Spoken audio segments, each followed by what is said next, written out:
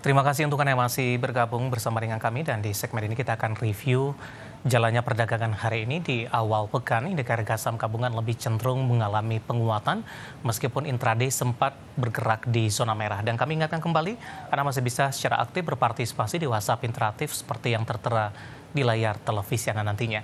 Dan saat ini kami sudah terhubung melalui Zoom bersama dengan Bapak Octavianus Audi selaku Vice President Kiwum Sekuritas Indonesia. Kita akan langsung sapa saja. Pak Audi, selamat sore. Apa kabar, Pak? Selamat sore, Pak David. Kabar baik. Terima kasih. Ya, terima kasih juga Pak Audi sudah meluangkan waktu di IDX Channel.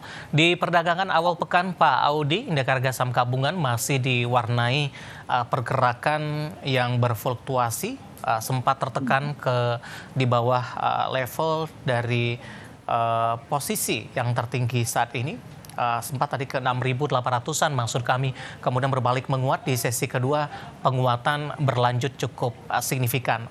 Bagaimana analisis Anda secara teknikal? Secara berlahan kita perhatikan sebelumnya indeks harga saham gabungan ketika menyentuh ke level 69, level ini tidak mampu dipertahankan. Namun untuk awal pekan ini konsisten secara dominan bergerak di atas level psikologis 6.900-an, Pak Audi.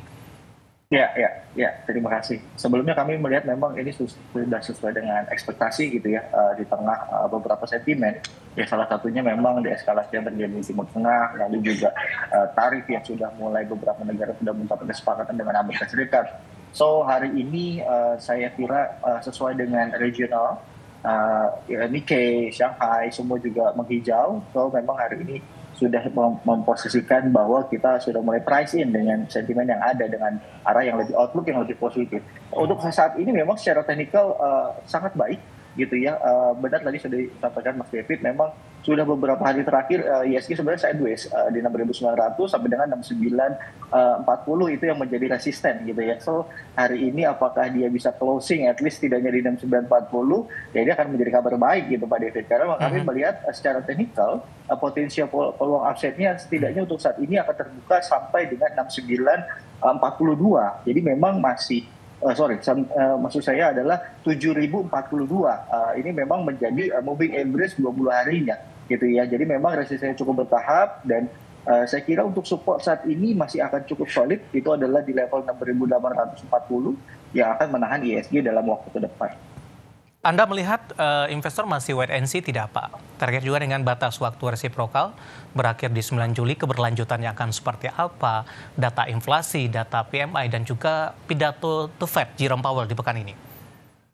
Ya, ini sebenarnya sudah menggambarkan ya, pasca tadi pagi pasar sempat terkoreksi, lalu juga ya ini adalah mix yang memang kecenderungan pasar mencoba merealisasikan sentimen yang ada. Tetapi baik lagi, memang kami juga mau mengkhawatirkan bahwa terkait dengan tarif yang memang khususnya untuk Indonesia ya, karena Indonesia juga masih dalam tahap negosiasi, belum finalize, ya memang finalize baru dengan Tiongkok yang sudah dikenakan kedua belah pihak. So memang untuk saat ini ya kami perkirakan mungkin ada penguatan, tetapi untuk lebih ke jangka pendek begitu Pak David.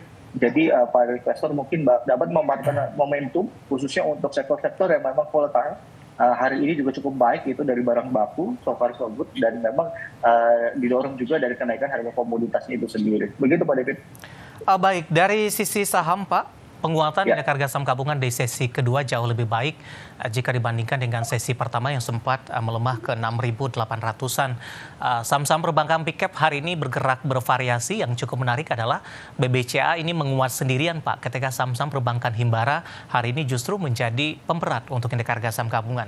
Kita akan coba update dan review dan juga analisis Pak untuk BBCA, berbalik menguat di atas 1% dan kembali ke 8.800-an untuk BBCA.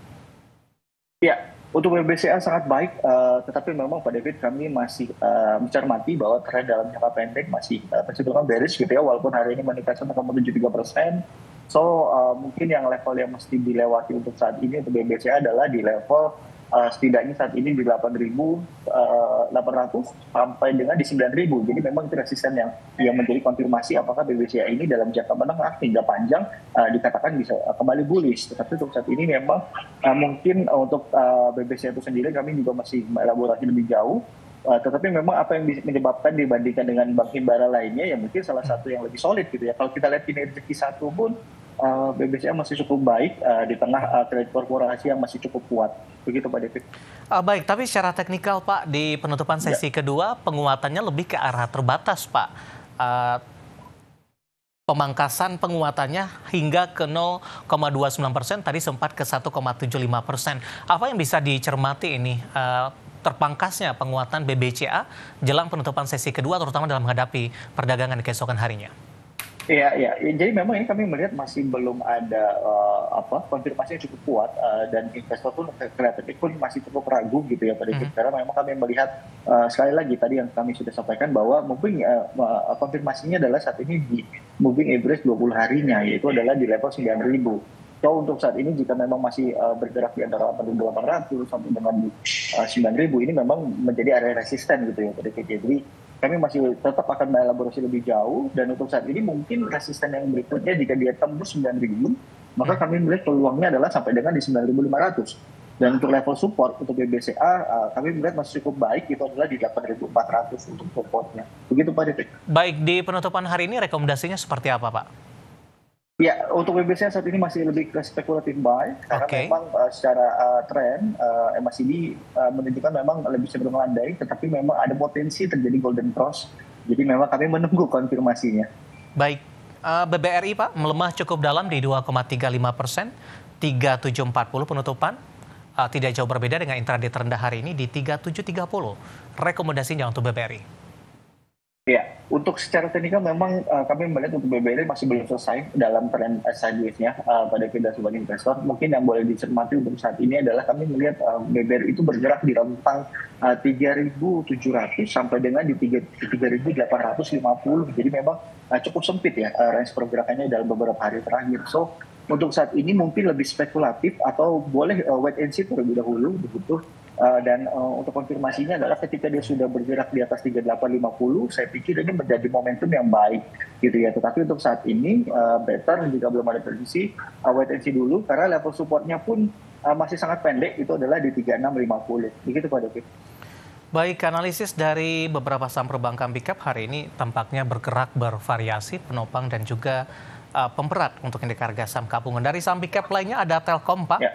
Di sesi pertama pada siang tadi menjadi penopang terbesar sebelum pembalikan arah menguat yang dilakukan oleh saham BBCA meskipun saat ini penguatannya lebih ke arah terbatas. Telkom intraday 2790 hari ini penutupan 2780 menguat di 2,58%.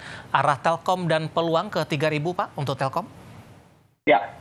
Telkom cukup baik hari ini memang meskipun dengan volume transaksi yang masih belum signifikan begitu Pak David, tapi memang yang menjadi kabar baiknya adalah saat ini kembali lagi sudah bergerak di atas EMA 200 ya, which is artinya sudah mulai menunjukkan tanda-tanda adanya perbaikan tren yang menjadi lebih bullish.